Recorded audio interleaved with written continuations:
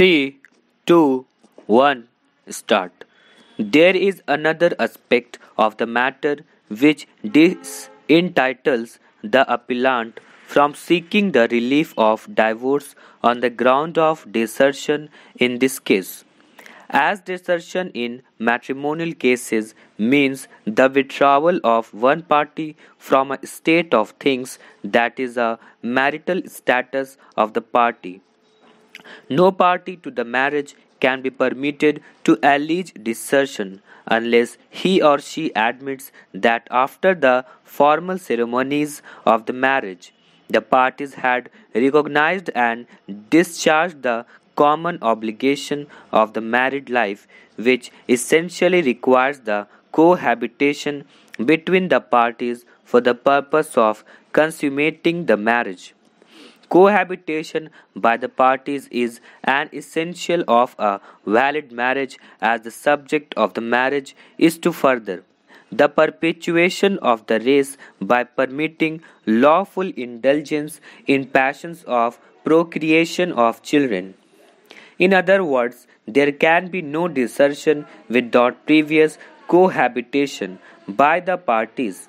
The basis for this theory is built upon the recognized position of law in matrimonial matters that no one can desert who does not actively or willfully bring to an end the existing state of cohabitation.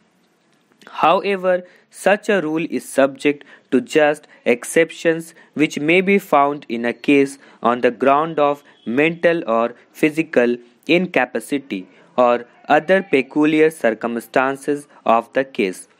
However, the party seeking divorce on the ground of desertion is required to show that he or she was not taking the advantage of his or her own wrong. In the instant case, the appellant herself pleaded that there had not been cohabitation between the parties after the marriage. She neither assigned any reason nor attributed the non resumption of cohabitation to the respondent. From the pleadings and evidence laid in the case, it is apparent that the appellant did not permit the respondent to have cohabitation for consummating the marriage. In the absence of cohabitation between the parties, a particular state of matrimonial position was never permitted by the appellant to come into existence. In the present case, in the absence of cohabitation and consummation of marriage, the appellant was disentitled to claim divorce on the ground of desertion. No evidence was laid by the appellant to show that she was forced to leave the company of the respondent, or that she was thrown away from the matrimonial home, or that she was forced to live separately, and that the respondent had intended animus disrendi.